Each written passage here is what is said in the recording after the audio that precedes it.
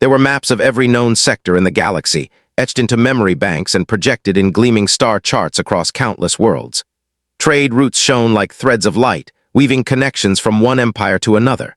Yet among those dazzling networks, one region was always marked in crimson, surrounded by warnings in every language. It bore many names: the silent expanse, the dead marches, the void of no return. But its truest name, the one spoken with a shiver in hushed voices, was human space. To outsiders, it looked like paradise. Stars glimmered like gemstones, their planets rich in atmosphere, minerals, and water. Moons circled in perfect arcs, holding untapped resources that could power civilizations for millennia. Any empire bold enough to claim it would command unimaginable wealth. Yet no empire tried. No one entered. The reason was not written in any treaty or carved into any galactic law. It was not enforced by diplomats or soldiers. It was enforced by something far older and far more terrifying. Long ago, fleets had dared to cross the border. At first, explorers, then smugglers, and later entire armadas seeking conquest. None ever returned. No signal escaped, no debris floated back, no trace of their existence remained. It was as if human space swallowed them whole. The silence bred legends. On frontier worlds, children were told bedtime tales of humans, beings who could bend the fabric of reality, who fought with weapons that cracked suns and armies that walked between the stars. Scholars debated endlessly about whether humans had vanished, ascended, or still lingered unseen. Some believed humanity had destroyed itself long ago, leaving only automated guardians to enforce their ancient rule. Others whispered that humans were not gone, only waiting, choosing not to reveal themselves until the galaxy proved worthy. Fear ensured compliance. For centuries, ships diverted their courses, traders avoided shortcuts, and empires respected the crimson lines on their charts. The galaxy lived with the truth. No one dared enter human space uninvited, unless they sought a one-way trip to Oblivion. But fear, like all things, erodes with time. On the outer rim of the Orion Dominion, a storm of ambition began to brew. In a war chamber lit by the glow of projected star maps, Bravex the Conqueror sat at the head of a long table. His armor gleamed, a patchwork of victories won in blood and fire. His eyes, hard and calculating, lingered on the red markings of human space. "It mocks us," he said, his voice sharp as steel. "An empire of ghosts holding more wealth than we could imagine, and we skulk around its edges like frightened scavengers." Around him, his generals shifted uncomfortably. One cleared his throat.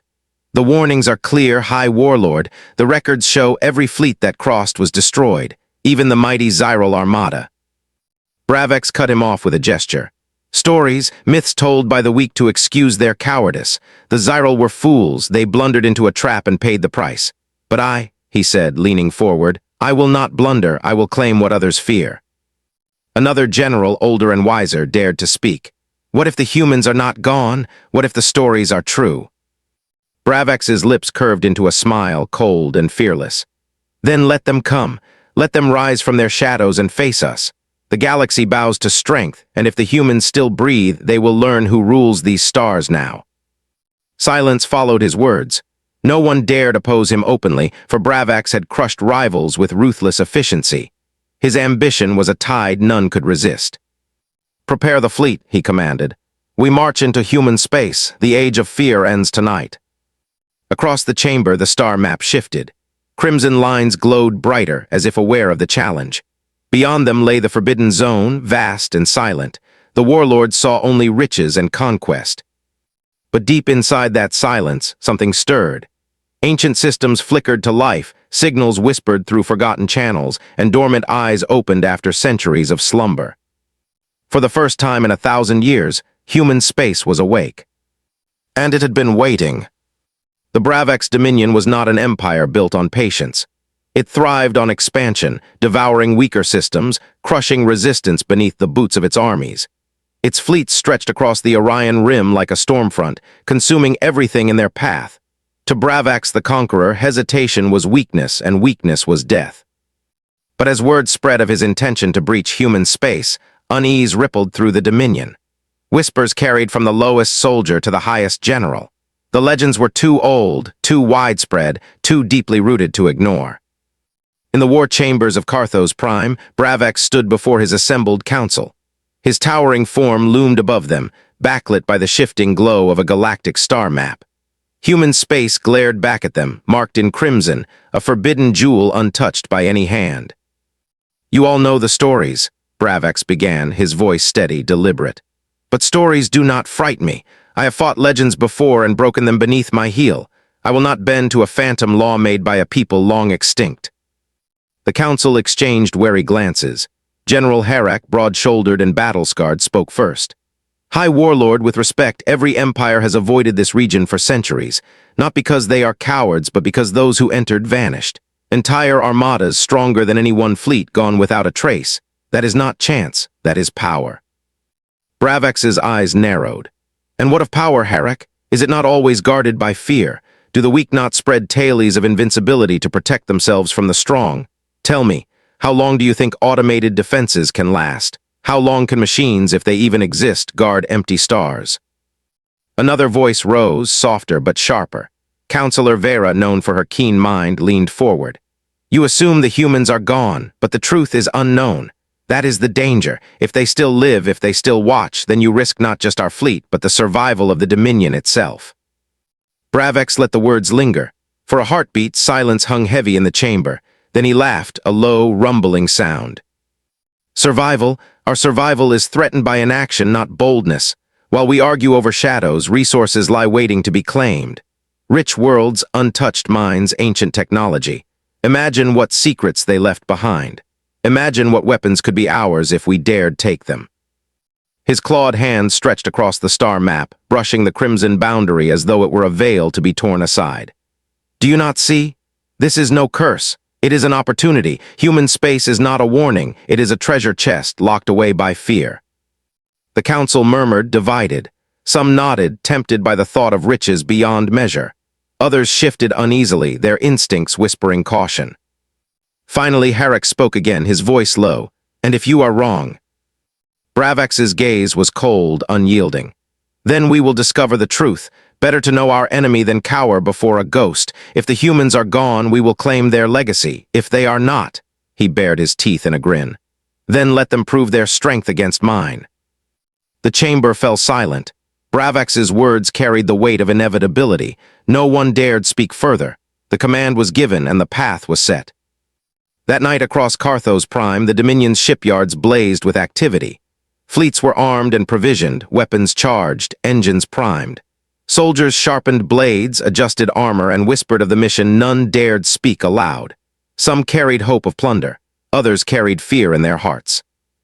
Beyond the Dominion's borders, news spread like wildfire. Neighboring empires shuddered at the thought. Across trade routes and stations, across outposts and colonies, a single question echoed. What will happen when Bravax steps into human space? For centuries, no one had dared test the law. For centuries, silence had been enough to hold the galaxy at bay. Now, for the first time in generations, a fleet would pierce the forbidden veil. And as the warships gathered, engines rumbling like thunder, stars within human space seemed to burn just a little brighter. On a lonely station orbiting the border, an old merchant watched the fleet assemble through a cracked viewing pane. His scales shimmered faintly in the glow of the warships. He shook his head, muttering to no one but himself. "They never learn, no one listens, but they will. Oh, they will." Deep within human space, unseen eyes turned toward the approaching armada. Ancient systems stirred, their long sleep ending. What had once been dormant was no longer silent. The humans, or what remained of them, had been waiting. The fleet departed at dawn by the Dominion's calendar, though dawn meant little in the endless dark of space. Hundreds of warships, engines burning blue, formed a spearhead that shimmered against the void. At their head stood the Bloodfang, Bravax's personal flagship, bristling with weapons and plated in black armor scarred from battles long past. The fleet was a testament to Dominion might, dreadnoughts, carriers, destroyers, and scouts, each a predator in its own right. To those who watched from the borders, it seemed unstoppable. To those who whispered in shadowed corners, it was already doomed. As the fleet crossed the crimson-marked boundary into human space, alarms did not sound. Defenses did not rise to meet them. Instead, a deep, eerie silence enveloped the armada. Stars burned cold and distant, their light pale as if muted by some unseen veil. Captain Vieras, commanding the destroyer Iron Talon, frowned as his sensors flickered. "Signal interference," he muttered. "Probably relics of old technology." He tapped commands, rerouting systems. Yet the interference persisted, not random static, but deliberate, rhythmic pulses like the beating of a hidden heart. On the bridge of the Bloodfang, Bravax watched the displays calmly. "Do not falter," he ordered. "This is the silence of the grave. If humans once lived here, they are gone now, and if machines remain, we will crush them." The fleet pressed deeper. Planets drifted by, lush and untouched, their atmospheres thick with oxygen and oceans glimmering in blue. Yet no signs of civilization appeared. No cities, no stations, no beacons. It was a galaxy's worth of paradise waiting to be claimed. The temptation grew. Soldiers whispered of settling these worlds, of the wealth they could carry home. Bravax's generals, too, felt the pull. And then, without warning, the first ship vanished. The Spearwind, a cruiser near the flank, winked out of existence. No explosion, no distress call. One moment it was there, its engines glowing steadily, and the next it was gone. The void where it had been was silent, as though it had never existed. Panic rippled through the fleet. "Where is it?" Vieras demanded, scanning his instruments. "No debris, no energy spike, it's just gone." Moments later, 2 more ships vanished. The Crimson Fang and the Darklight disappeared in the same way, erased, silent, absolute. Their escorts veered wildly, shields raised, weapons primed, but there was nothing to fight. "Steady," Bravax roared, his voice cutting through the chaos. "Hold formation, this is a trick, nothing more." But his words could not disguise the fear threading through every deck. Crew members whispered prayers, eyes darting to the blackness around them as though expecting to see it reach out and claim them. Then came the whispers. At first, faint, barely audible murmurs carried through comms. Then clearer, voices overlapping in dozens of languages, some known, some forgotten. The voices did not threaten. They did not demand. They only spoke one phrase, repeated endlessly: "You should not be here." Vieras ripped off his headset, pale. "They're inside our channels. No encryption stops them. No firewall holds. They are everywhere." All across the fleet, soldiers and officers froze, listening to the voices. Some swore they heard their own names. Others claimed the whispers spoke memories no one else could know. Ships continued vanishing, one by one, like candles snuffed out. Entire squadrons were erased in silence, no wreckage left behind. Bravax's generals shouted for retreat, but Bravax himself stood tall on the bridge, fury blazing in his eyes. "No," he thundered. "This is illusion. They cannot fight us openly, so they claw at our minds. Press forward. We are not afraid of shadows." But shadows did not need permission to strike. The Iron Talon shook violently, alarms blaring. Vieras stumbled, shouting for status. His crew reported impossible readings, massive gravitational distortions folding space around them, tearing at their hull. The stars outside twisted like reflections on water, then stretched into lines. And the Iron Talon was gone. One by one, ships vanished until only a fraction remained. Bravax's fleet, proud and defiant, dwindled to scattered survivors adrift in silence. No enemy appeared, no weapons fired. Only the endless, suffocating truth: human space had swallowed them whole. On the borders, watchers waited for word. No transmissions came. Days passed, weeks. The fleet had vanished as completely as those before it. All except for one. An escape pod, scarred and blackened, drifted across the boundary weeks later. Inside lay a single Bravax soldier, eyes wide with terror, his body frail from starvation and fear. When recovered, he spoke only broken fragments before death claimed him, of ships dissolving into light, of whispers that burned into his mind, of unseen eyes watching from the dark. His final words were barely a breath. "They are not gone, they are waiting." The escape pod drifted across the border like a dead leaf caught in a current. It tumbled end over end, battered and scorched, its engines long since burned out. For weeks it had floated, unseen and unclaimed, until a patrol vessel from the neutral Vayari Confederacy intercepted it. The pod was dragged aboard, its hull hissing as atmosphere equalized. Medical crews rushed in, expecting to find nothing but a corpse. Instead, they discovered a Bravax soldier, gaunt, trembling and clinging to life by sheer will. His eyes were hollow, staring past them as though seeing something no one else could. He was rushed to the infirmary. Machines worked to stabilize his failing body while physicians whispered in disbelief. Survival for weeks in such conditions was nearly impossible, yet somehow he had endured. When at last the soldier spoke, his words sent chills through every soul on the ship. "They are watching," he rasped, his voice cracking like dry leaves. "Always watching." At first, the physicians assumed delirium. Trauma, starvation, oxygen deprivation, they all could explain madness. But the soldier's account remained consistent, each detail too precise to dismiss. He spoke of ships vanishing without trace, not destroyed but erased, as though the void itself had swallowed them. He described whispers flooding every channel, voices speaking in countless tongues, some ancient, some impossible, yet all repeating the same warning. "You should not be here." "Did you see them?" one physician asked, leaning closer. The soldier's eyes widened in terror. "No," he whispered. "Never, that is the worst part. They never showed themselves, not once, but I felt them. They were there everywhere at once, watching, judging, and when they chose," his voice broke into a sob. "When they chose, the ships were gone." Word spread quickly through the Viari outpost. Officers, traders, and workers alike gathered to hear fragments of the survivor's tale. Fear settled like a shroud over the station. The Bravex Dominion had boasted of strength, but their fleet had not even fired a shot. When the survivor finally succumbed to exhaustion, he uttered only one final phrase before slipping into death. "They are not gone, they are waiting." The body was preserved and his words recorded. Within days, couriers carried the message across the galaxy. In the halls of power, the reaction was swift and divided. Some leaders recoiled in fear, urging their people to avoid human space at all costs. "Let it remain untouched," declared the Chancellor of the Kalan Union. "If the humans are still there, they are not to be disturbed. If they are not, then something else guards those borders, and it is no less deadly." Others, however, saw the survivor's tale not as a warning, but as a challenge. Whispers of unimaginable weapons spread through the galaxy. What kind of technology could erase fleets without leaving wreckage? What power could haunt a soldier's mind so completely?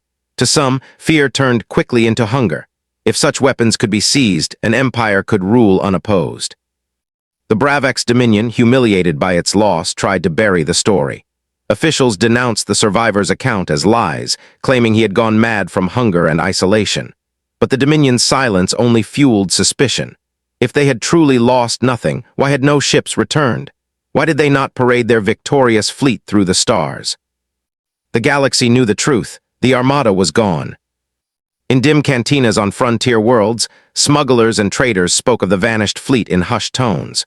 On great capitals, senators and emperors debated whether humanity was a ghost or a sleeping giant. Even children whispered of the humans before bed, some with awe, others with dread. And deep inside human space, the silence continued. Planets still shone with untouched beauty. Stars still burned bright and patient. No declarations were made, no attacks launched. Yet all who heard the survivor's words felt the same truth. The silence was not emptiness, it was warning. On the Viari outpost, where the survivor had breathed his last, an old officer stood by the observation window, staring at the faint shimmer of the human space border. He folded his hands behind his back, the recording of the dying soldier's words still echoing in his ears. "They are not gone," he murmured. "They are waiting." And in that moment he felt, not thought but felt, that the eyes the soldier had spoken of were still there, watching even now across the gulf of space, watching and waiting for the next intruder. The Galactic Council had not convened in full for nearly a century, but the events surrounding human space left no choice. One by one, envoys arrived at the massive station orbiting the neutral world of Arthenes Prime. From the cold-blooded dynasties of the Bravex Dominion to the soft-spoken scholars of the Viari Confederacy, from the mercantile guilds of the Celari to the militant Archon regime, all came, drawn by the same gnawing question, what to do about the humans. The chamber itself was a wonder of engineering, a circular hall with walls of crystalline glass revealing the planet below. Delegates sat in tiered rows, voices low, tension thick. At the center, the speaker of the council, a frail yet dignified Kalan elder, raised his staff and brought the chamber to order. "The matter before us," he began, his voice carrying through hidden amplifiers, "is no longer rumor, no longer legend. A fleet entered human space. It has not returned. A survivor was recovered. His testimony is clear." Murmurs rippled through the chamber. Everyone had heard the words by now. They are not gone. They are waiting. The Bravex warlord, General Bravex himself, stood first. His armor gleamed under the chamber lights, though his eyes betrayed strain. "This council obsesses over shadows," he growled.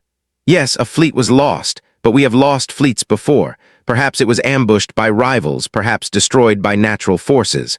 The so-called survivor was a broken soldier, nothing more. We cannot bow to fear." A Selari guildmaster leaned forward, his jeweled tendrils swaying. "And yet, General, you provide no proof of your claim. No wreckage, no reports, nothing but silence." The Vayari envoy rose, her tone sharp but measured. "Silence is proof enough. We must heed the warning. Human space is not ours to claim. If they still exist, we risk awakening them. If they do not, then something else, something far worse, guards their domain. Leave it be." A chorus of agreement came from many delegates, but just as many hissed their discontent. An Archon commander slammed a fist against the rail of his platform. "Cowards, all of you! If humans still endure, then they are relics hiding behind illusions. If they are gone, then their machines run rampant without masters. Either way, we must strike. Imagine the power that erased an entire fleet. Imagine it in our hands." The chamber erupted in shouts. Some shouted for caution, others for conquest. The speaker pounded his staff, struggling to restore order. In the quiet that followed, a Selari merchant spoke with a voice like silk. "What you fail to see is the opportunity. Whoever dares enter human space again will not merely claim worlds. They will claim supremacy. Every empire here fears the humans, yes, but they also crave their secrets. Why? Because those secrets can crown rulers of the galaxy." His words struck the chamber like fire on dry grass. Fear and greed intermingled in every heart. Some envoys looked away in shame. Others leaned forward, eyes bright with hunger. Vayari envoy stood again, her voice shaking now with emotion. "Do not mistake silence for weakness. Do not mistake stillness for absence. The humans were not conquerors by accident. They were not feared by chance. They had power beyond measure and restraint that few among us could match. If they remain, do you think they will suffer our trespass? If they are gone, do you think their defenses will fail a second time? The first fleet vanished without a sound. What makes you believe the second will be any different?" Her words hung heavy. For a heartbeat, no one dared reply. Then General Bravax spoke again, softer this time, but no less dangerous. "The galaxy does not remember the timid. It remembers those who dared. My dominion will not be ruled by ghost stories. We will send another fleet, stronger, larger. And when we will return with the truth and with the spoils." Half the chamber erupted in applause. The other half shouted warnings and pleas. The Speaker of the Council pounded his staff again, but order could not be restored. The divide was too great. By the end of the session, no resolution had been reached.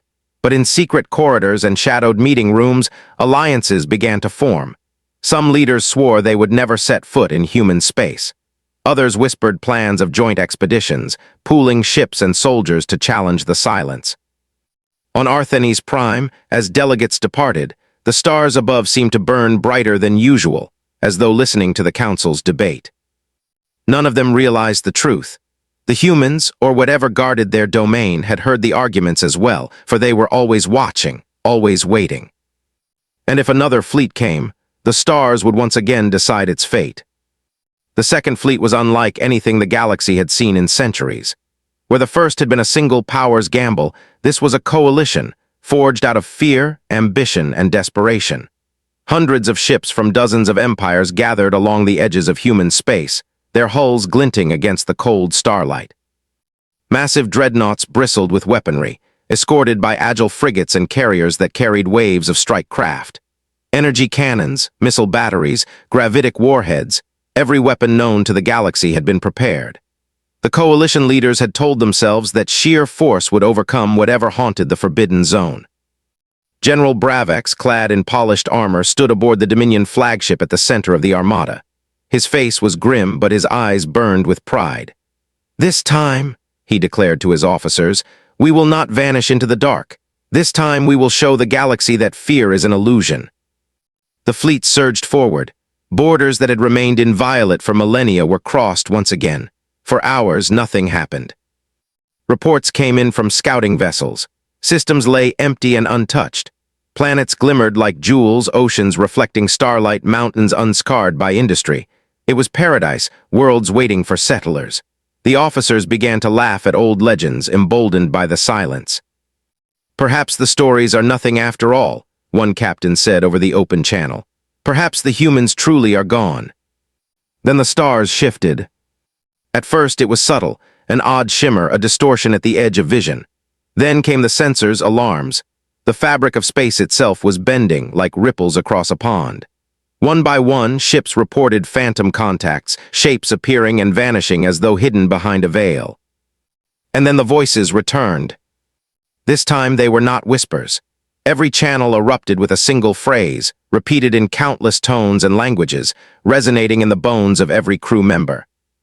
"You should not be here." Panic spread through the fleet. Gunners scrambled to their stations, captains barked orders, but no target presented itself. The shapes in the void grew clearer, vast constructs of metal and light, drifting silently into view. They were not ships in the conventional sense, but something far older and grander. Each was the size of a moon, its surface a labyrinth of shifting armor and pulsing energy. "Open fire," Bravex roared. A storm of weapons tore through the void. Missiles streaked forward, energy cannons blazed, and gravity warheads bent space in violent ripples. The coalition unleashed everything it had. The response was silence. Not silence of inaction, but silence of inevitability. The constructs absorbed the onslaught as though swatting away sparks. Then, with surgical precision, they answered. Beams of impossible energy lanced through space, each one erasing a ship from existence in an instant. Not exploding, not breaking apart, erased, gone, as though they had never been. Entire squadrons vanished in the blink of an eye. Strike craft launched in desperation, but they too dissolved into nothingness, caught in waves of invisible force that unmade them atom by atom. Within minutes, the Grand Coalition fleet, the pride of a dozen empires, was in chaos. Ships collided as they tried to retreat. Communications broke down, drowned beneath the relentless broadcast. "You should not be here." On his flagship, Bravex watched as his armada crumbled around him. His pride turned to ash. He had wanted glory, but now he saw only annihilation. Desperate, he hailed the central construct, his voice shaking. "We mean no harm, we only wish to." The construct pulsed with blinding light. A voice filled the channel, calm and final. "This is your first and final warning." The Dominion flagship vanished. Across the border, sensors in neighboring territories flared to life. Entire fleets monitoring from a distance saw the impossible. Hundreds of ships gone in less than an hour, erased by an enemy that had not even broken formation.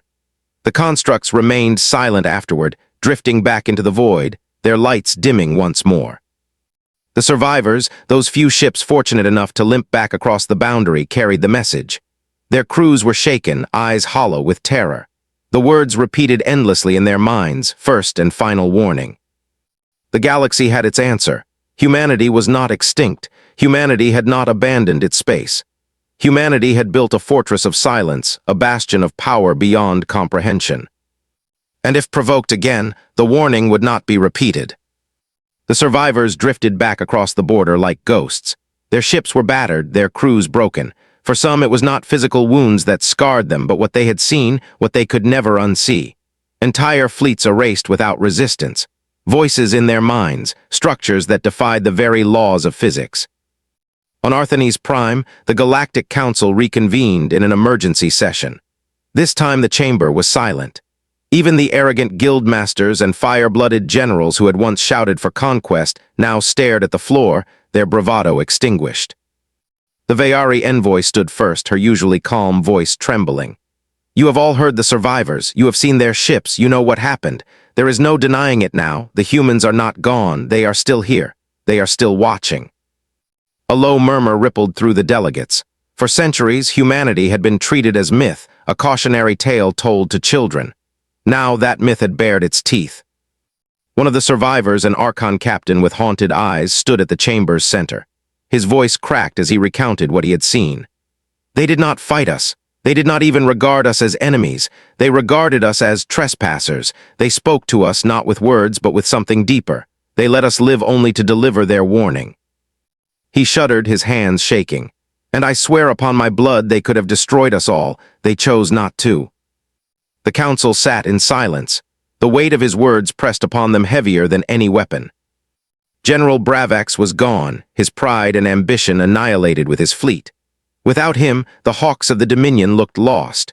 The Celari guildmasters muttered among themselves, no longer boasting of riches, but calculating the cost of defiance.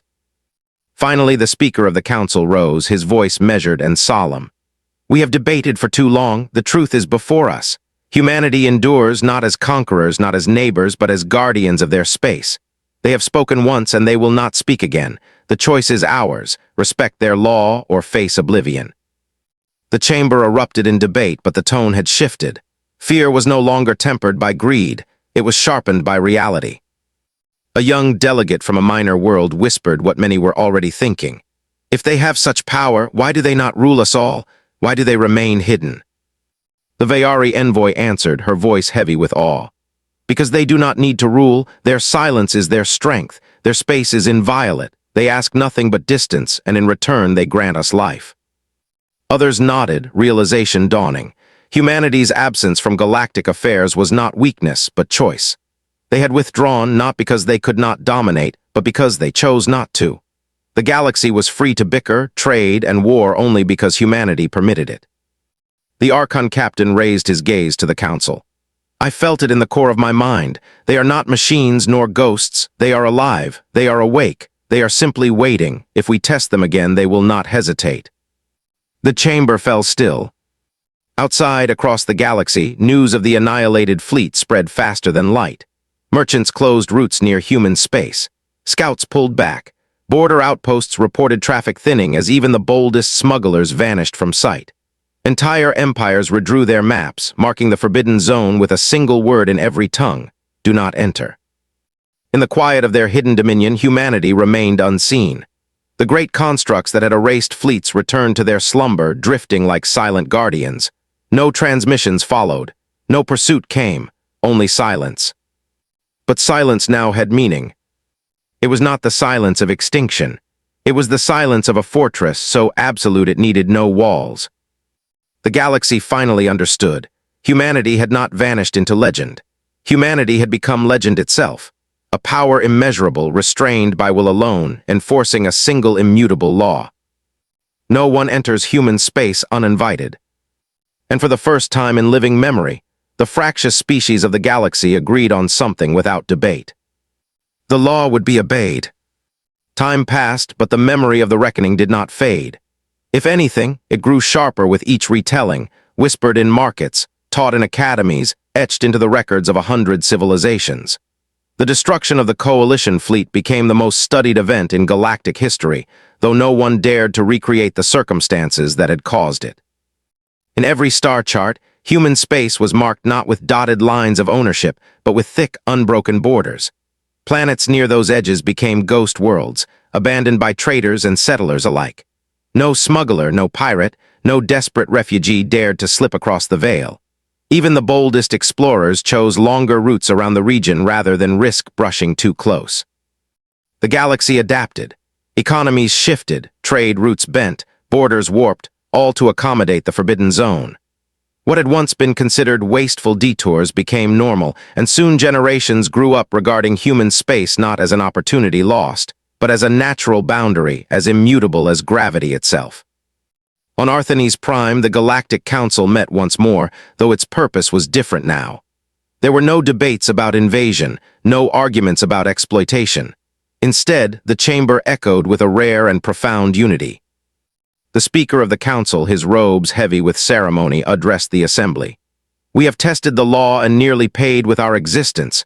We have seen what happens when arrogance blinds us to truth. Humanity has spoken once and once only. We are alive because they permit it. Let us never forget this." A treaty was drafted, not with humanity, for they had offered no hand, no words of diplomacy, but with themselves. It was called the Accord of Silence. Every species signed it.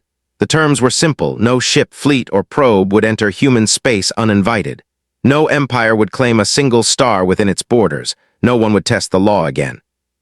The accord carried no enforcement mechanism, no fleets to guard it, no punishments for breaking it. None were needed. The memory of annihilation was punishment enough. Yet beyond the fear there was something else, a quiet respect. For some it was reverence, seeing humanity as guardians who had chosen restraint over conquest. For others it was terror, believing humans to be predators waiting for weakness. But in both cases, the result was the same: compliance. Over time, the story transformed from raw history into legend. Scholars spoke of humanity as the first builders, architects of technology beyond comprehension. Priests preached that they were divine watchers, keeping balance in the galaxy. Children learned rhymes warning them never to cross the silent stars. In truth, no one knew the full reality. Humanity remained hidden, their constructs drifting in the void, their voices silent since the warning. But that silence carried meaning. It was not the absence of presence, it was the presence of control. Among the survivors of the Reckoning Fleet, many never recovered. Some lived out their days in seclusion, haunted by what they had seen. Others became prophets, traveling from world to world to tell their story, urging others to respect the law. Wherever they went, crowds listened. Because unlike ancient myths, these messengers bore scars, broken ships, and shattered voices. They were living proof. Empires rose and fell in the centuries that followed.